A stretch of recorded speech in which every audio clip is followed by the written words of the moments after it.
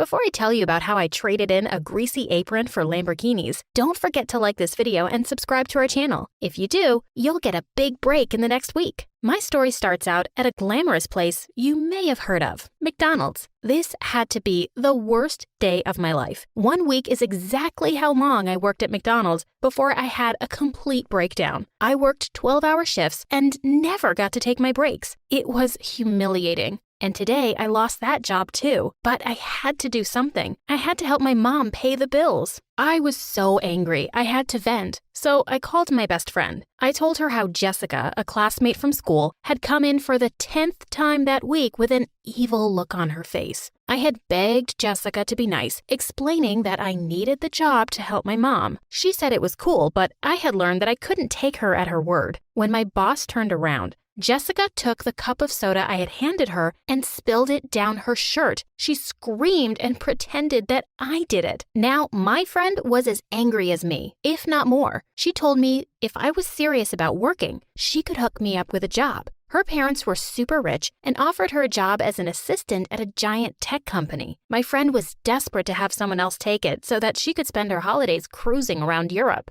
I showed up for the interview in my best outfit. A secretary told me to sit in a crowded room and wait for my name to be called and to help myself to some refreshments. I got a cup of coffee to look mature, but as soon as I turned around, a strict and powerful-looking woman appeared. She asked if I was here for the interview, and I said yes. It must be her interviewing me. I was shaking so hard that I spilled coffee all over her very expensive-looking blouse. A teenager in the corner started laughing hysterically, and the woman turned as red as a tomato and looked like she was about to explode. I tried to play it off and excused myself to the bathroom for a quick break. Well, it was longer than I expected because I accidentally locked myself in there. I freaked out and started crying. I tried to climb over the stall and ended up ripping my dress and messing up all my makeup. I still ran over to do the interview, but I looked like a circus clown. The lady didn't even ask me any questions, just said,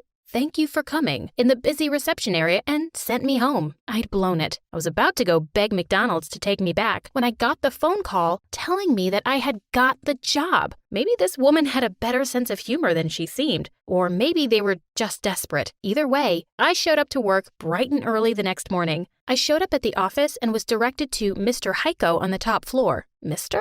I guess that woman wasn't my boss after all. Not only that, but I wasn't working for just any boss, but the boss. The office on the top floor was huge. The hallway was filled with artwork that cost more than my house. I made it to the end of the hallway, to my new place of work. I was buzzed into the office and asked to come in. I was so nervous. I tried as hard as I could to be prepared. Let's just say nothing could have prepared me for what I was about to walk into. I walked in and saw the same teenager from the waiting room playing video games on the floor. He looked at me and got excited. I asked if I was in the right place, and he said yes. I told him that I didn't understand. His response? "You were hilarious." "So you had your dad hire me because you think I was funny?" He got very insulted. "My dad? I built this company." But you're just a kid," I said. "A kid? I am 16, and I am a self-made billionaire." See, he explained how he had written the computer code for a super successful app. Now he ran the entire tech company that he started his freshman year of high school. The whole time he spoke, he talked down to me as though I was some kind of idiot. Even if I was at the top of my class and 2 years older, I had to admit that he was a genius. I asked him if he was so smart and great, why had he hired someone like me? He explained that he was in need of an assistant, and I was the only interviewee that didn't bore him to death. He gave me a tour of his office filled with video games, action figures, and soda fountains.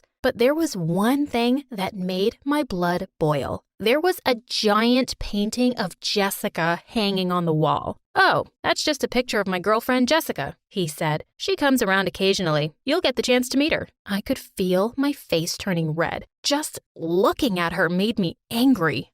He asked if everything was okay, but before I could answer, he spoke up again. "Well, that concludes the tour. Now for your contract." I picked up the piece of paper and nearly passed out. $50 an hour?" I asked. "Oh, sorry. Is that not enough?" he questioned, then picked up a pen and scribbled over the contract and handed it back to me. $85 an hour? That was insane! Crazy enough that I could put up with Jessica even once in a while. Still, the level of insanity was nothing compared to the tasks he needed me to do. For the first few weeks, he literally paid me to play video games and watch movies with him. It would have been great if he wasn't so condescending. Have you ever tried watching a superhero movie with some kid complaining about how inaccurate the science was or how he could do better? It was exhausting. Didn't he have a girlfriend for this? In fact, the only good part of this was that I hardly had to see Jessica. She came by just long enough to insult me, compliment my boss, and ask for expensive gifts. It might sound like a dream job to some of you, but I'm an ambitious person. I wasn't fulfilled, and to top it all off, Jessica got under my skin one day. I was alone in his office, tidying up his video games when Jessica walked in. Without hesitation, she went into his desk and took a few $1,000s from his wallet. I told her that maybe she should ask first, but she just laughed at me. "Wow, from a waitress to a babysitter," she said, looking me up and down. That's it. When he came back, I confronted him over why I was here in the first place. He didn't seem to actually need me to do anything. I told him that I needed to feel like I was actually doing something besides hanging out. He seemed disappointed, but agreed to let me take over some more assistant duties. As my first duty as your assistant, you should probably know that Jessica was taking money from your wallet. Now, any normal person would have at least been upset, but he just acted like it was all normal. In fact, he got super defensive about the entire thing. He told me that's just how relationships work, and I would know about it if I had ever been in love before. Idiot. He might have been some 16-year-old genius that ran a multi-billion-dollar company, but he was a complete idiot when it came to the real world. If he wasn't such a jerk, I would almost feel bad. Almost. I knew that rich kids were sometimes delusional, but even I was surprised by some of my new duties. Like this one time, he sent me to the grocery store for a bag of M&Ms and gave me $100. Another time, he gave me $50 to pick him up a banana from the local market. What's worse is that Jessica encouraged it. She asked him for $500 to pick up milk, and he just gave it to her. When I asked her what kind of milk cost half $1,000, she told me it was organic. It was no wonder he had no idea how much groceries cost, with Jessica lying to him for extra money. I could see why she no longer needed to take on summer jobs. What was even crazier was how much the stuff he bought himself cost. His socks alone cost $400 a pair, and he just threw them out when he was done. I asked him why he didn't just wash his clothes, and he said that it was gross to rewear socks or underwear. While these moments were almost comical, his privilege made him very annoying. He didn't understand how people were homeless or stuck with debt. I don't understand why they don't just get a job. He was so arrogant and horrible. He expected everyone to do whatever he wanted just because he threw a few bucks at them. I felt like I did a lot as his assistant, but there were countless people waiting on him day and night. The closer we got, the more I realized he had no idea how to do anything himself. I will never forget the day he asked me to tie his shoes. I kind of laughed. I asked him how he didn't know how to tie his shoes. His response? I don't know. How were you stuck at McDonald's if you were so smart? That was one of the moments when I was about to walk out right then and there. The same day, I applied to about 15 jobs in the area. He pulled me in for a meeting the next day. I thought he was going to apologize for his behavior. Instead, he had told me that he had told all the CEOs of the positions I had applied to not to hire me. I was so upset. He forced me to choose between here or McDonald's. He was so lucky I was desperate for money. He knew he controlled me with it. One day, Jessica came by with a whole stack of papers and whispered something to him. He looked pretty upset but just hugged her and came over to me. He offered me $5,000 to work for a couple of hours on my day off. It wasn't so out of the ordinary. This was the same guy who paid me $400 to test his pens and $1,000 to use my umbrella since he forgot his. Of course, I agreed. Right after dinner, I drove off to the location he gave me. I was expecting an office or something, but it was a mansion. His mansion. I was pretty excited to see the inside of it, but it almost broke my heart when I saw what I was there for. There was a cake and balloons, but just the two of us. Apparently, both of his parents had forgotten it was his birthday. and went on a trip to the Bahamas. He didn't want to be left alone, and I was his best friend. I asked him about Jessica, but he explained that she had ditched him last minute. He said it was a family emergency again, that her grandmother was in the hospital. Sad story I would feel super bad about if I hadn't checked Jessica's Instagram earlier. She was in Disneyland and wasn't even trying to hide it. She came by to drop off her homework for him to do while she went away for a week to spend time with her grandmother. Turns out, this happened every year. They had never spent a birthday or holiday together. Not only that, but he did all of her homework. I saw how she managed to keep her grades up. I don't know if I made the right decision, but I decided not to show him the photos. He was already sad enough.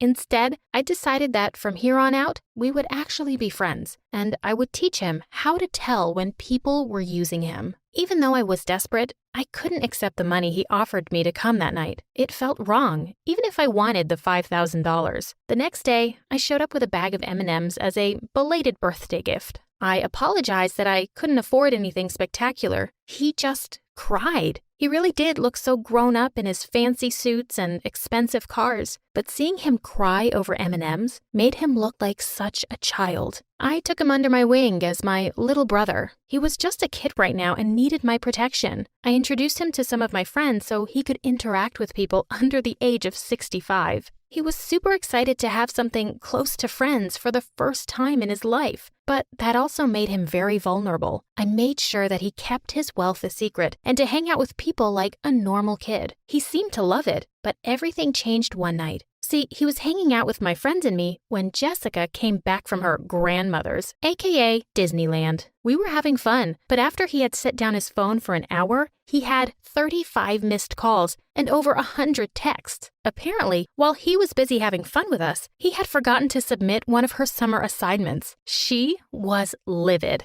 Even though I tried to tell him he did nothing wrong, he looked really sad and left early. I was going to ask him about everything the next day at work, but he texted me to not come in. After a week of asking me not to show up, I took matters into my own hands. I walked right up to the office and right in the middle of a fight between him and Jessica. When I walked in, she immediately asked what I was doing there. "I thought I told you to fire her. She's a bad influence," she shouted. My boss looked so uncomfortable and said he didn't want to fire me. So she walked out, leaving my boss and me all alone. Again, he sat there and cried. There were a lot of tears over the next few days, and I did whatever I could to comfort him, even when I was off the clock. I made him promise never to take her back because she was using him. He agreed, but then ruined everything in an instant. He leaned in and tried to kiss me. I pushed him away and told him I only thought of him as a little brother. He looked so embarrassed. I let myself out and did not come back. Luckily, I had saved enough money to earn myself a shopping spree. I was out downtown when I saw them. My worst nightmare. He and Jessica were walking along the street, him holding tons of bags from Gucci and her yelling at him.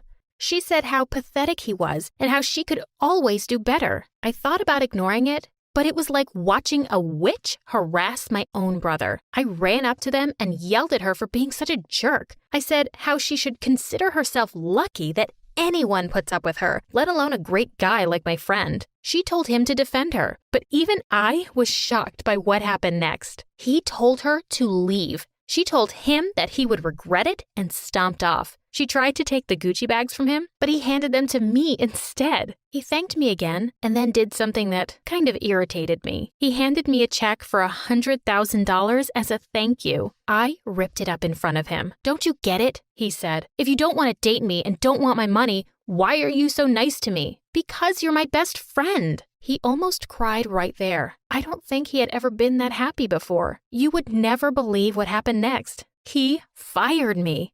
But it's not what you think at all. See, he decided to help me with my studies, so one day I could join him. I invited him to dinner at my home. Some home cooking would do wonders for him, I'm sure. As happy as I was to see him being a kid, it was quite an ordeal to talk him out of an expensive gift for my mom. He had a long way to go, but he learned. Now, years later, we are 50-50 partners. He is all the brain, and that's where I come in, managing our business. We are the best of both worlds, and our business is thriving. Hi, my name is Pearl. My parents were one of the richest people in the city, and when I was born, everyone gasped at how amazingly beautiful I was. And since I was their only child, my parents treated me like a princess. Agoo agoo. Oh my gosh, honey, our daughter said her first words. Let's throw a party. They were just crazy about me. I had hundreds of maids to feed me, bathe me, walk me, and even comb my hair. Oh my gosh, you broke my darling girl's hair. Do you have any idea what this hair is worth? It's worth millions! Of course, Mom overreacted a lot. She would even fire the maids if my milk was not the right temperature. And Dad was no less. When I turned 5, he ordered the servants to redecorate my room. And you won't believe it, he changed everything to gold and diamonds, including my toilet seat. Not only that, but I had different dresses and shoes to wear every day, and the driver would drop me off to school in my favorite pink Lamborghini. I felt like a true princess, and honestly, I loved it. But there was someone who hated every bit of the life that I lived. Melissa. She was the meanest girl in my class, and she hated me for, well, everything. She would steal my dolls, cut their heads off, and toss them away. Once, she even trashed all of my notebooks. But school wasn't the only place that I had to bear her. Her parents were friends with mine, and I often saw her at sleepovers and parties too. On my 14th birthday, Mom and Dad threw me a grand party and invited all of their rich friends, and of course, Melissa came with her parents too. When I walked down the stairs, everyone looked stunned by my beauty. Everyone but Melissa. Her face turned red like a tomato. Good Lord, your daughter is so pretty. I think I'm gonna marry her to my son. Ew, no. There was no way that I was gonna marry his stupid son, Xander. But I wasn't the only one who was mad about it. Melissa had always dreamed of becoming super rich by marrying Xander because his dad was the richest man in the city, and she looked super pissed at this comment. But then suddenly, her facial expressions changed, and she walked up to me with a smile. Hey Pearl, happy birthday. Here is a gift from me. What? Was there a bomb in there? But then, when I opened the box, a kitten jumped out of it. Oh my gosh, it's so cute! I loved it, but why was Melissa being so nice to me all of a sudden? Something didn't feel right. Later that night, when everyone left, I was playing with my cute little kitten, when suddenly it scratched my face with its paw. Ah! Melissa's cat turned out to be just like her. Evil. Mom and Dad came rushing out when they heard my screams. They rushed me to a hospital, but even after weeks of treatments and several procedures, the scar didn't go away. Now I had no choice but to live with it and cover it with makeup. When I went back to school, Melissa was waiting to mess with me again. But thank God she had no idea about my scar, or she would make my life a nuisance. Move, Pearl. This is my seat, and just because you're rich doesn't mean you own everything. Well, I do own a lot of things, but I don't see your name on it either. She got super pissed, and she was about to throw her plate of food in my face when Xander cut in and stopped her. Hey, stay away from my girl Pearl.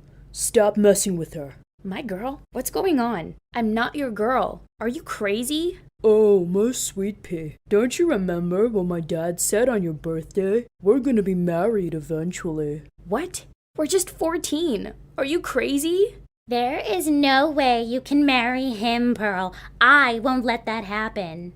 Well, I won't let that happen either.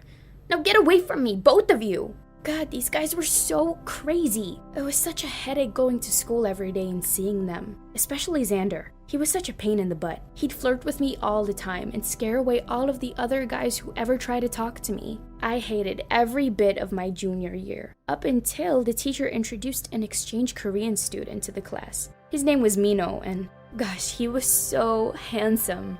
The teacher asked me to help him with the syllabus, and while we were studying in the library one day, Xander came marching at us. Who do you think you are sitting here with my girlfriend? Saying that, he suddenly grabbed my hand. You're coming with me, Pearl. Let go of my hand, Xander. I'm not your girlfriend. Just then, Mino cut in and punched him in the face. You should have just let her go. Oh my gosh.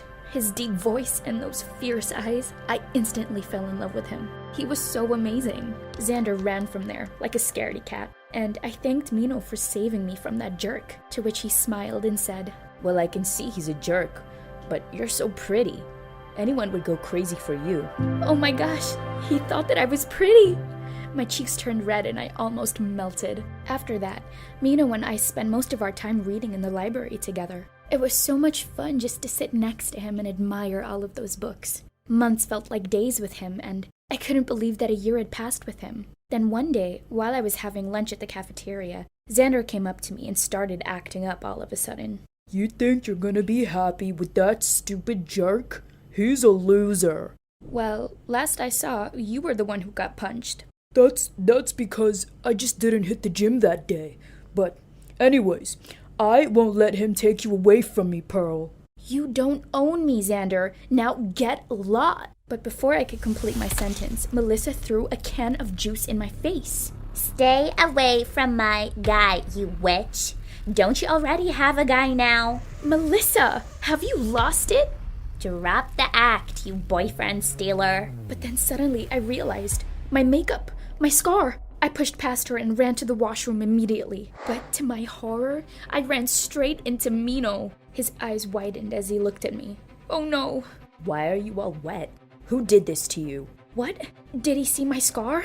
Or was it that he just didn't care? Tell me who did this. I'm gonna teach them a lesson. No, Mino, it's fine. I just tripped.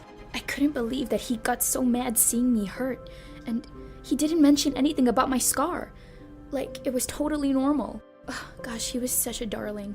I couldn't resist it anymore.